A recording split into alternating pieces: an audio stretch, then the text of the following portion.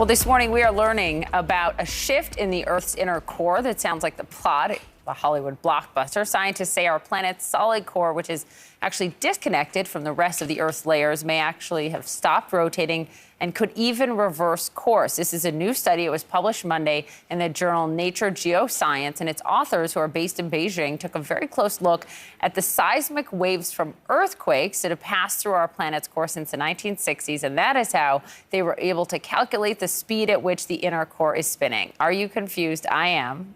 We're going to get to understand this a little bit better with our guest. Let's bring in Michio Kaku, who's a professor of theoretical physics at the City University of New York. Professor, good morning. Thank you. Morning. Glad to be on. What does this mean? Well, at first it sounds like something from a Hollywood movie. Right. The script says, oh my God, the core of the Earth is spinning backwards. I mean, this is worse than having a tsunami or an earthquake. The stability of what you walk on is at stake. Now, this report comes not from Hollywood. It comes from reputable scientists at Beijing University that analyze echoes. When an earthquake takes place, shock waves go reverberating around the inside of the Earth.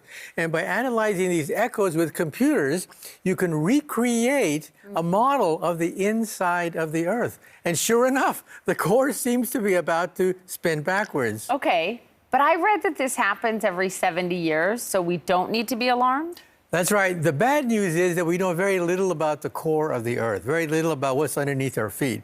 The good news is probably there's nothing to worry about, in the sense that roughly every 70 years or so, we're not sure, the center of the Earth does seem to go backwards. If this is the core, this is the crust of the Earth that we live on, yes. This is the core of the Earth, the core could move independently of the crust.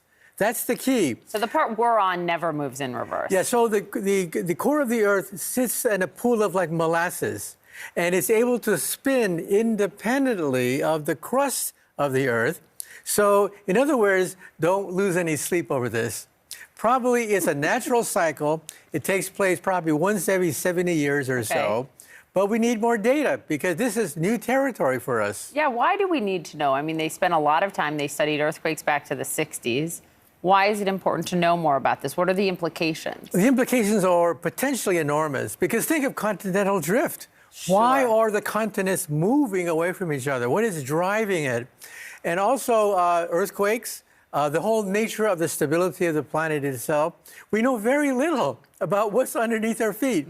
And that's why this information from echoes, computer analyzed, is very important because it tells us the future of the Earth. What questions, finally, Professor, does this leave you with? Well, it leaves me with the frustration that it's under our feet. It's just, you can almost touch it, but it is thousands of miles distant, and we really don't know that much about our home. We know more about other planets than we do about the center of the Earth. That's so interesting. Like Mars, for example, is probably frozen over, not much earthquake activity at all. So we know a fair amount about Mars. We know very little about the Earth because the Earth is dynamic. Things are moving and churning at the center of the Earth. That's why we have earthquakes. That's why we have continental drift and volcanoes. Yeah, volcanoes, my son's favorite thing. He likes to make them with baking soda and vinegar in the kitchen these days. Thank you, Professor. I now understand it much better. We appreciate it.